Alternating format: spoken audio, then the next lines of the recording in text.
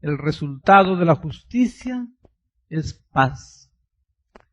Hermanos, la doctrina de la justificación por la fe es el mensaje de la justificación por la fe. Es el último mensaje que tendrá que ser predicado a este mundo con fuerza y con poder durante el último pregón.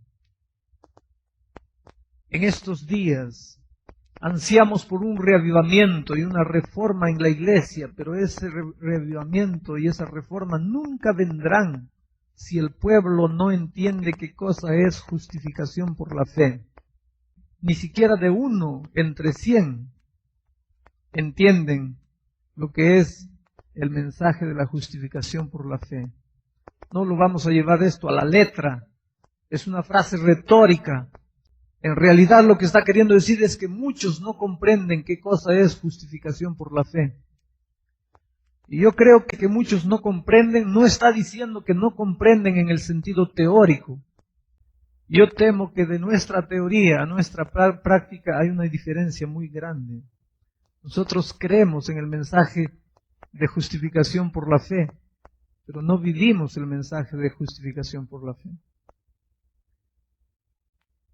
El resultado es que no tenemos paz.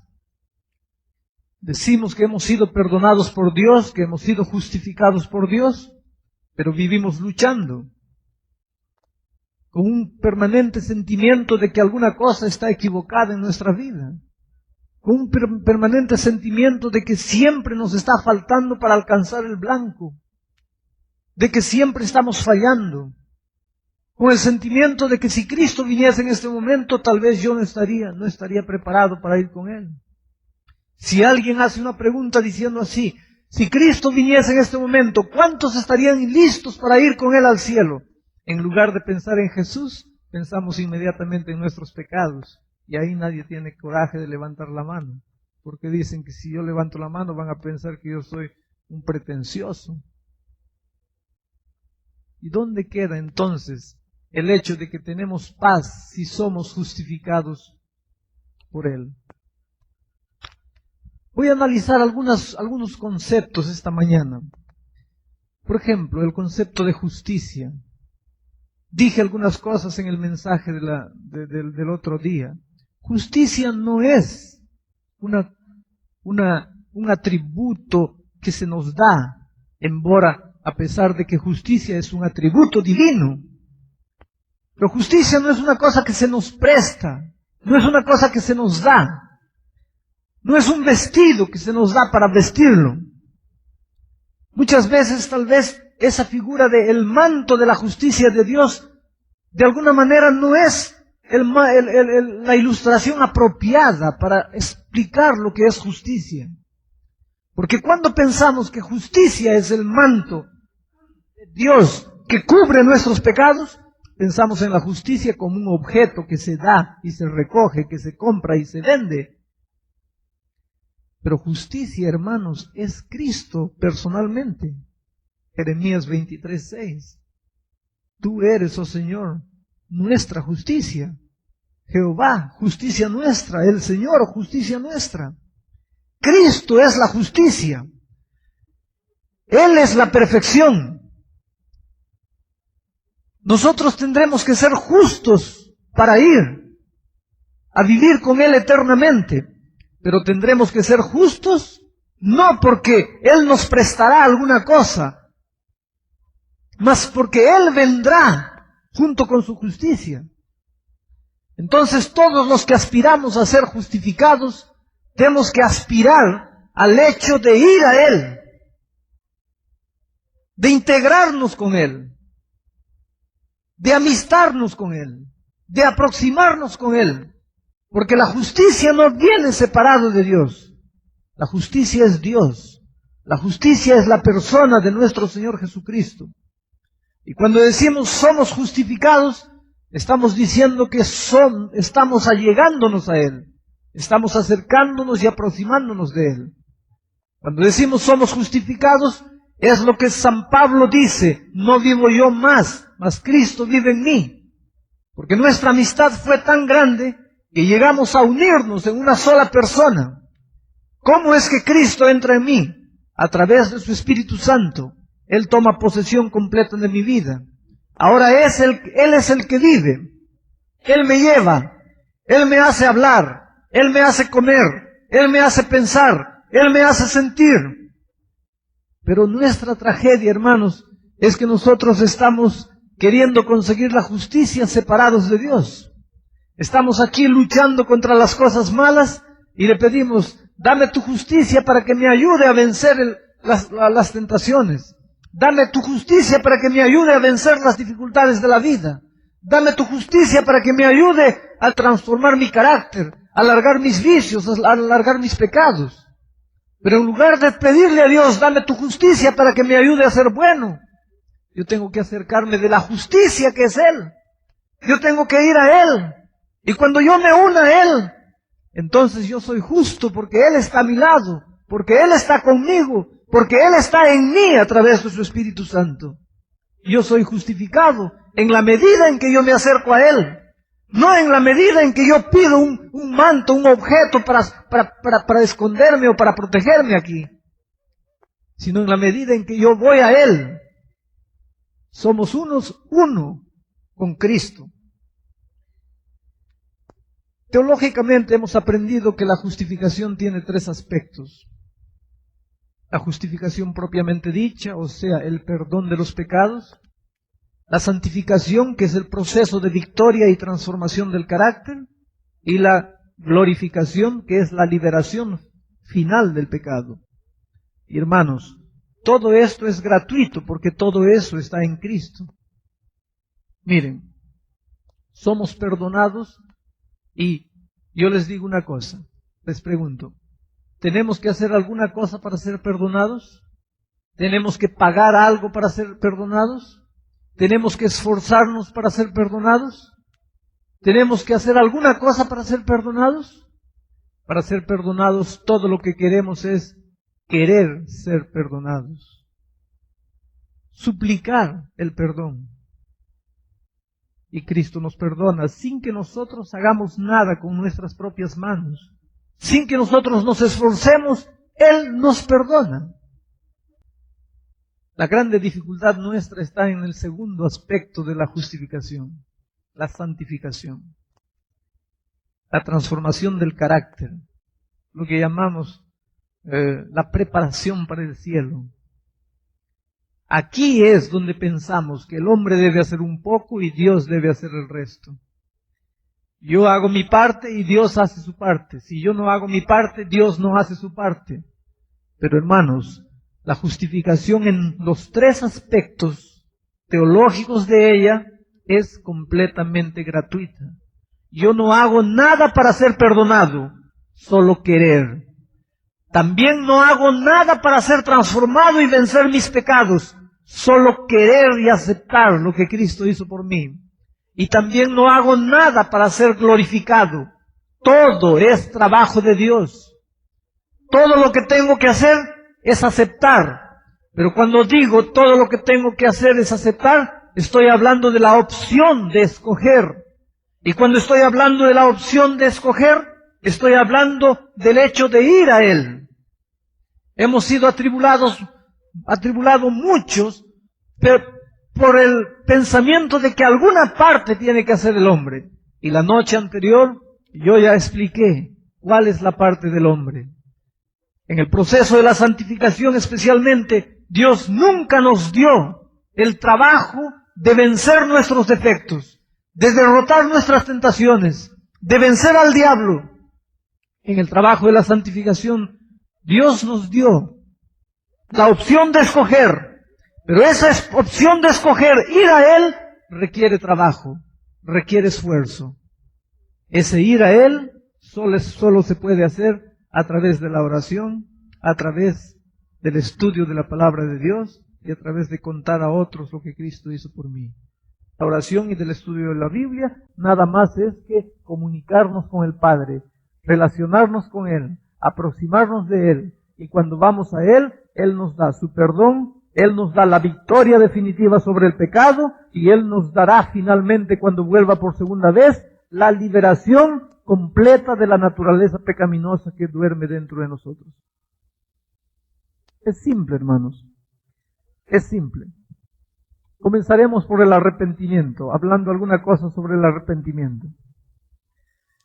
El otro día estaba en la ciudad de Bauru y un hombre se aproximó de mí, un hermano, y me dice: pastor, tengo un problema muy serio. Yo soy casado, pero yo tengo una amante, yo tengo otra mujer.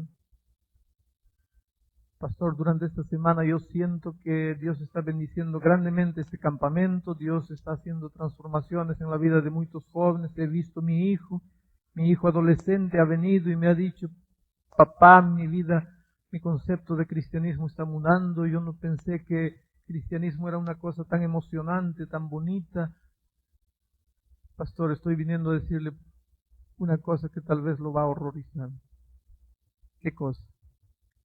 Yo no siento deseo de dejar la vida que estoy viviendo. ¿Qué cosa hago?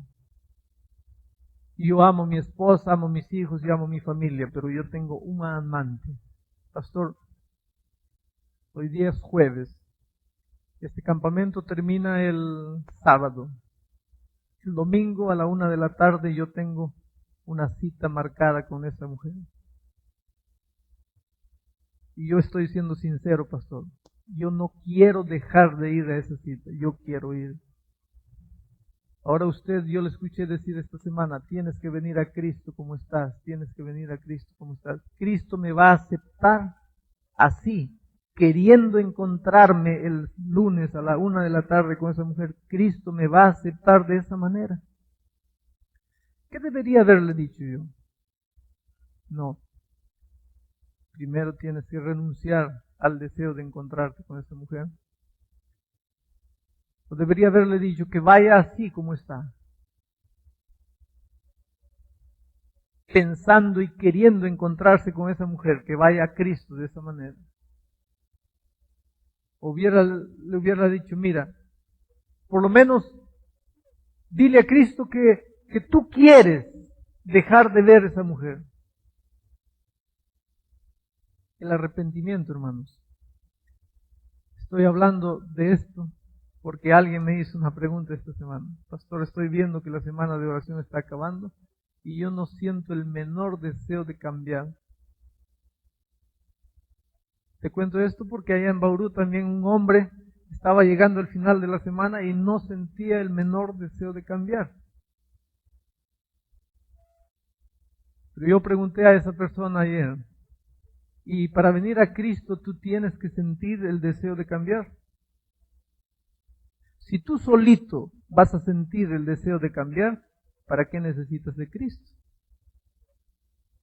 Si tú solito puedes renunciar y vencer tu pecado, ¿para qué necesitas de Cristo? Cristo dice: venid a mí todos los que están trabajados y cargados. Cargado de tu pecado, cargado de tu miseria. Pero pastor, yo no quiero renunciar a mi pecado. No importa. Tú tienes que ir a Cristo, porque el arrepentimiento no es una cosa que produce el corazón humano. Tienes que ir a Cristo porque Él es el que te va a dar el arrepentimiento. Entonces yo le dije a aquel hermano en Bauru: hermano, usted tiene que ir a Cristo. Y ya le dije que solo hay una manera de ir a Cristo: oración, estudio de la Biblia, comunión con Él. Pero entonces, ¿qué hago, pastor? Si yo no siento necesidad de orar. Pero hermano, usted es consciente de lo que está aconteciendo con usted. Entonces usted va a decirle a Dios así: Señor, yo no tengo ganas de orar, pero yo soy consciente de mi situación. Yo sé que tengo que ir a ti. Y la única manera de ir a ti es conversar contigo. Entonces estoy conversando aquí contigo. Y he venido para decirte lo que tú ya sabes. Yo tengo un amante y yo no quiero dejar esa amante. Ahora, ¿qué puedes hacer tú conmigo? Estoy aquí. he venido a ti. Si el pastor dice ahí que tenemos que ir a ti, estoy aquí. Ahora, por favor, yo no sé qué cosa vas a hacer, pero yo quisiera que hagas alguna cosa. Y mis hermanos, cuando el ser humano hace eso, él queda asustado con los resultados. Él queda asustado con los resultados. Dios nos da victorias tremendas. Dios nos hace vencer cosas que pensábamos que nunca podríamos vencer. Y no precisan ser pecados enormes. Pueden ser cosas pequeñas. Cuando llego aquí, muchos me preguntan, ¿cómo es y cuándo jugamos un partidito de fútbol? Y por increíble que parezca, hace años que no juego así, jugar de verdad. Pero quien me conoció joven aquí, sabe cuántas veces me escapé a la compuerta aquí. Los jóvenes nuevos no saben lo que es la compuerta, pero había aquí. El fútbol estaba metido en mi vida. Durante los primeros años de mi ministerio yo puse en riesgo mi ministerio por causa del fútbol. Y yo luchaba para sacar el fútbol de mi vida. El fútbol estaba metido en mis huesos, en mi médula.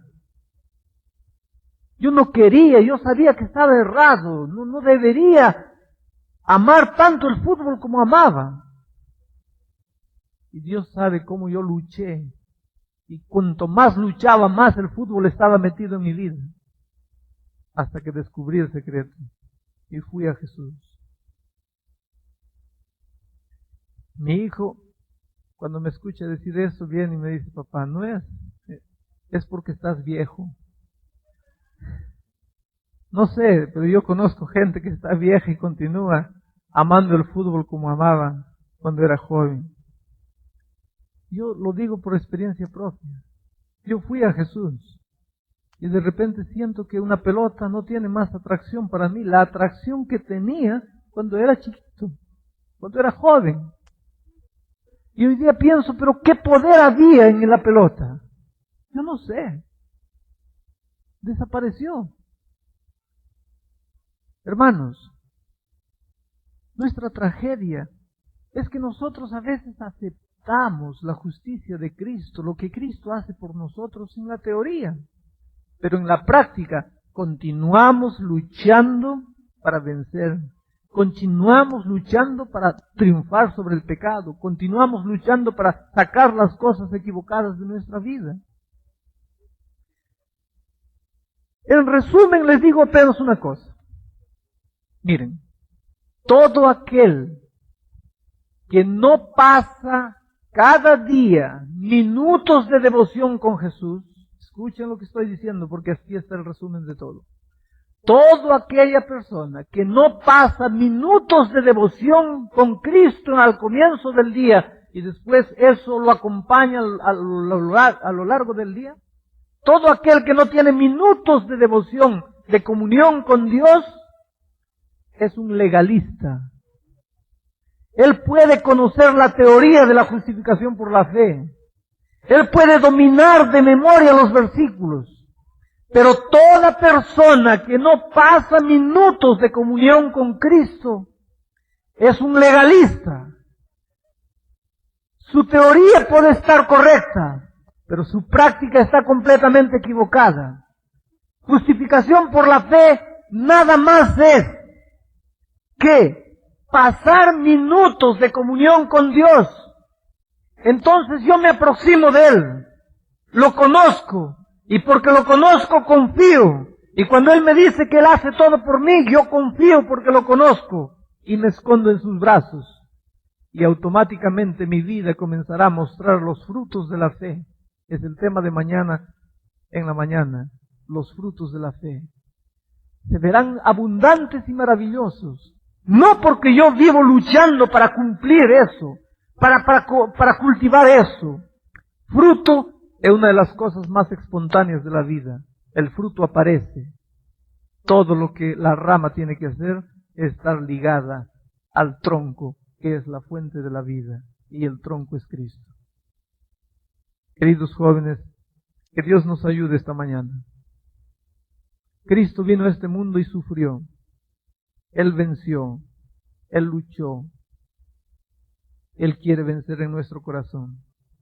Y a veces no vence porque no se lo permitimos. Cuando estaba en esta tierra, el Señor Jesús venció. Venció en el desierto. Venció en el Calvario. Cuando Él murió, Satanás pensó que había vencido. Pero al tercer día, Cristo emergió de la tierra, venció, y esa victoria es nuestra. Él solo no puede vencer en nuestro corazón si nosotros no acudimos a Él. Estaba predicando un día esto en la ciudad de Cachoeira, en la bahía, donde ahora está nuestro nuevo seminario teológico de la parte norte del Brasil. Cuando estaba diciendo que Cristo derrotó el enemigo, que Cristo venció el pecado en todas sus formas, que el enemigo es un enemigo derrotado, que no tiene nada que hacer con nosotros, de repente una hermana dio un grito, agarró una banca así de estas y desde atrás la arrojó para mí aquí en el púlpito. Y todos los jóvenes quedaron asustados. Esta mujer estaba poseída por el demonio. Comenzó a andar como una culebra así por el suelo, sus ojos teñidos de sangre. Venía diciendo: es mentira, es mentira, es mentira. Todos comenzaron a querer salir apavorados. Y yo aquí en el púlpito también comencé a sentir temor por una situación que nunca había presenciado. Pero cuando llegó aquí al frente, esa hermana cayó desmayada y los diáconos pudieron sacarla. Y yo dije a los hermanos aquella noche: hermanos, esa es la mayor prueba de que nuestro enemigo es un pobre enemigo derrotado. Él no tiene que hacer nada en nuestra vida. Cristo ya consiguió la victoria. Él está ofreciéndola, pero solo para los que van a Él. Ahora, si separados de Él nosotros queremos conseguir nuestra propia victoria, nunca la vamos a conseguir. Entonces, cristianismo, en lugar de vivir preocupados en conseguir nuestra propia victoria, cristianismo nada más es que ir al Señor Jesús. Es simple. Eso es justificación por la fe. Y ella va a cantar un himno que habla del sufrimiento de Cristo en la cruz. El sufrimiento de Cristo en el jardín del Getsemaní.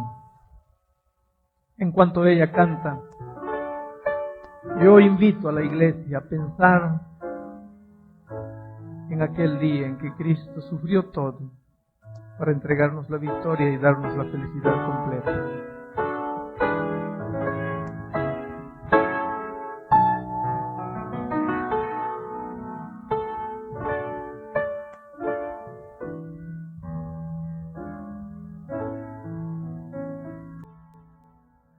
Cuando contemplo a Jesús en la angustia, prostrado en ese jardín, en grande agonía cubierto de sangre, comprendo que sufre por mí. ¡Qué sufrimiento, qué intensa agonía! Pienso en mi Cristo, se va la alegría.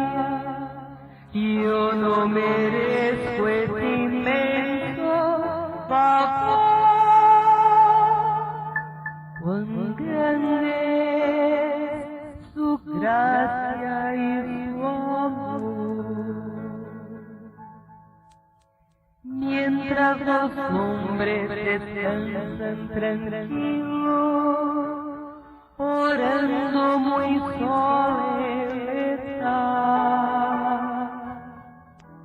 en tal abandono de indignos humanos, aún los desea salvar.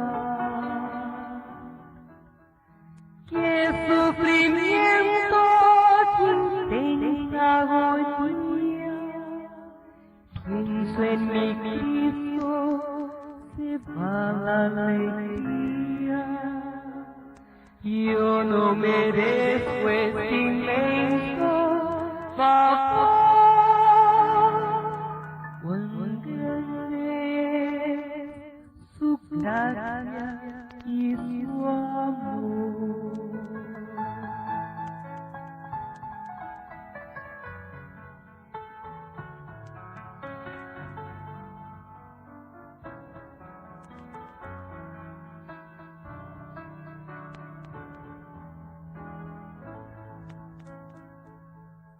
Somos indignos de tal sacrificio, del precio de tal redención. Por eso a Jesús cantaremos por siempre, de nuestra eterna gratitud. ¡Qué sufrimiento, qué intensa agonía! Pienso en mi Cristo, se va la alegría. Yo no merezco ese inmenso favor,